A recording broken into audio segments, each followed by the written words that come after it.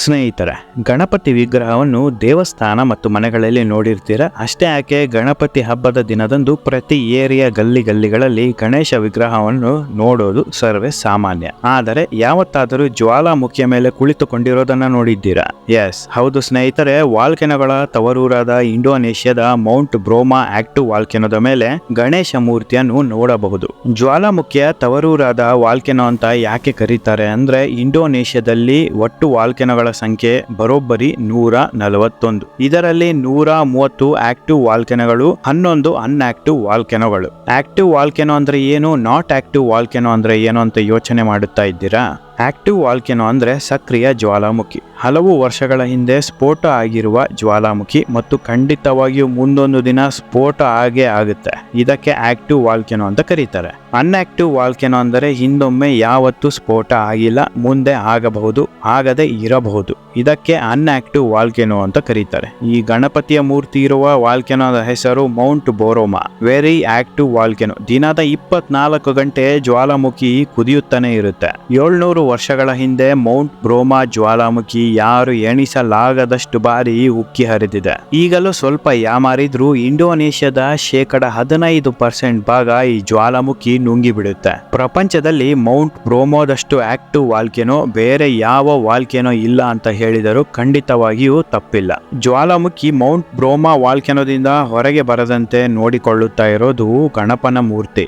ಇಂಡೋನೇಷ್ಯಾದಲ್ಲಿ ಸಾಕಷ್ಟು ಗಣೇಶ ದೇವರ ದೇವಸ್ಥಾನ ಇದೆ. ಸಾವಿರಾರು ವರ್ಷಗಳ ಹಿಂದೆ ನಿರ್ಮಾಣ ಆದ ದೇವಸ್ಥಾನಗಳು ಇಂಡೋನೇಷ್ಯಾದಲ್ಲಿ ತುಂಬಾ ಇದೆ. ಯಾಕಪ್ಪ ಅಂದರೆ, ಒಂದು ಕಾಲದಲ್ಲಿ ಇಂಡೋನೇಷ್ಯಾ ಕೂಡ ಅಪ್ಪಟ ಹಿಂದೂ ದೇಶವಾಗಿತ್ತು. ಮೌಂಟ್ ಬ್ರೋಮೋ ಅರ್ಥ ಏನಪ್ಪಾ ಅಂದರೆ ಮೌಂಟ್ ಬ್ರಹ್ಮ.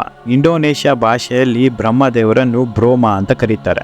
ಬ್ರೋಮೋ ವಾಲ್ಕೆನೋ ಬ್ರಹ್ಮ ದೇವರ ಕೈಯಿಂದ ಸೃಷ್ಟಿ ಆಗಿರುವ ವಾಲ್ಕೆನೋ ಅಂತ ಇಂಡೋನೇಷ್ಯಾದ ಜನತೆ ನಂಬುತ್ತಾರೆ. ಸುಮಾರು 700 ವರ್ಷಗಳ ಹಿಂದೆ ಇಂಡೋನೇಷ್ಯಾ ದೇಶವನ್ನು ಆಳುತ್ತಾ ಇದ್ದದ್ದು ಕೆರ್ಟಾನಗರ್ ರಾಜ ಮತ್ತು ತೆಂಗರ್ ಮಾಸಿಫ್ ಟ್ರೈಬ್, ಅಂದರೆ ಬುಡಕಟ್ಟು ಜನಾಂಗದವರು. ಕೆರ್ಟಾನಗರ್ ರಾಜ ಹೇಗೆ ಪವರ್ಫುಲ್ ಆಗಿ ಇದ್ರೋ ಅದೇ ರೀತಿಯಲ್ಲಿ ತೆಂಗರರ್ ಬುಡಕಟ್ಟು ಜನಾಂಗ ಕೂಡ ತುಂಬಾ ಪವರ್ಫುಲ್ ಆಗಿರುತ್ತೆ. ಬುಡಕಟ್ಟು ಜನಾಂಗ ಮತ್ತು ರಾಜ ಮೈತ್ರಿಯ ಒಪ್ಪಂದದ ಮೇಲೆ ಇಂಡೋನೇಷ್ಯಾದ ಸಾಕಷ್ಟು ಕಡೆ ಆಳ್ವಿಕೆ ಮಾಡುತ್ತಾ ಇದ್ರು. ಆಗಿನ ಸಮಯದಲ್ಲಿ ಇವರಿಗೆ ದೊಡ್ಡ ತಲೆಬಿಸಿ ಉಂಟು ಮಾಡಿದ್ದು ಯಾವ್ದಪ್ಪ ಅಂದರೆ ಈ ಬ್ರೋಮೋ ವಾಲ್ಕೆನೋ. ಯಾವಾಗ ಬೇಕೋ ಆವಾಗ ಬ್ರೋಮೋ ಜ್ವಾಲಾಮುಖಿ ಉಕ್ಕಿ ಹರಿಯುತ್ತಾ ಇರುತ್ತೆ. ಈ ಜ್ವಾಲಾಮುಖಿಯಿಂದ ತಪ್ಪಿಸಿಕೊಳ್ಳೋದೇ ಒಂದು ದೊಡ್ಡ ಸಾಹಸ ಆಗಿಬಿಟ್ಟಿರುತ್ತೆ. ಜ್ವಾಲಾಮುಖಿಯ ಹೊಡೆತಕ್ಕೆ ಸಾವಿರಾರು ಜನ ಪ್ರಾಣ ಕಳೆದುಕೊಳ್ಳುತ್ತಾರೆ. ಈ ಜ್ವಾಲಾಮುಖಿಯನ್ನು ಹೀಗೆ ಬಿಟ್ಟರೆ ಇಂಡೋನೇಷ್ಯಾದ ಅರ್ಧ ಭಾಗವನ್ನು ತಿಂದು ತೇಗಿ ಬಿಡುತ್ತೆ ಅಂತ ಯೋಚನೆ ಮಾಡಿ ಒಂದು ನಿರ್ಧಾರಕ್ಕೆ ಬರ್ತಾರೆ. ರಾಜ ಮತ್ತು ಬುಡಕಟ್ಟು ಜನಾಂಗ ವಾಲ್ಕೆನೋದ ಕಲ್ಲಿಂದಲೇ ಒಂದು ಗಣೇಶ ದೇವರ ವಿಗ್ರಹವನ್ನು ಕೆತ್ತನೆ ಮಾಡಿ ಪೂಜೆ ಪುನಸ್ಕಾರ ಎಲ್ಲ ನೆರವೇರಿಸಿ ಗಣೇಶ ಮೂರ್ತಿಯನ್ನು ವಾಲ್ಕೆನೋದ ಮೇಲೆ ಮತ್ತೆ ತಗೊಂಡು ಹೋಗಿ ಪ್ರತಿಷ್ಠಾಪನೆ ಮಾಡ್ತಾರೆ. ವಾಲ್ಕೆನೋ ಮೇಲೆ ಯಾವಾಗ ಗಣೇಶ ದೇವರ ಮೂರ್ತಿಯನ್ನು ಪ್ರತಿಷ್ಠಾಪನೆ ಮಾಡ್ತಾರೋ ಅದೇ ಕೊನೆ. ಅಂದಿನಿಂದ ಇಲ್ಲಿಯವರೆಗೂ ಅಂದರೆ ಸುಮಾರು 700 ವರ್ಷಗಳಿಂದ ವಾಲ್ಕೆನೋ ಸ್ಫೋಟ ಆಗಿಲ್ಲ. ಪ್ರತಿದಿನ ವಾಲ್ಕೆನೋ ಮೇಲೆ ಇರುವ ಗಣೇಶ ದೇವರಿಗೆ ಪೂಜೆ ನೆರವೇರಲೇಬೇಕು, ನೈವೇದ್ಯ ಆಗಲೇಬೇಕು. 700 ವರ್ಷದಿಂದ ಒಂದು ದಿನವೂ ತಪ್ಪದ ಹಾಗೆ ಪೂಜೆ ಪುನಸ್ಕಾರ ಈ ವಾಲ್ಕೆನೋ ಗಣಪತಿಗೆ ನಡೆದುಕೊಂಡು ಬರುತ್ತಾನೆ ಇದೆ. ಈ ವಾಲ್ಕೆನೋದ ಗಣಪತಿ ಪ್ರಪಂಚದಲ್ಲೇ ಅತಿ ದೊಡ್ಡ ಅದ್ಭುತ ಅಂತ ಹೇಳಿದರೂ ಖಂಡಿತವಾಗಿಯೂ ತಪ್ಪಾಗಲ್ಲ.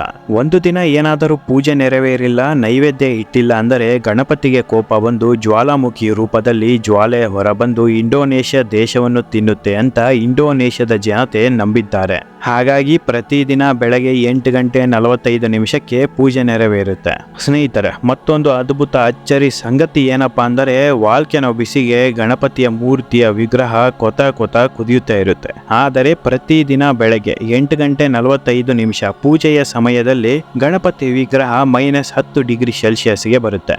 ಎಷ್ಟು ಬಿಸಿ ಇರುತ್ತೋ ಅದಕ್ಕಿಂತ 10 ಪಟ್ಟು ಜಾಸ್ತಿ ತಣ್ಣಗೆ ಇರುತ್ತೆ.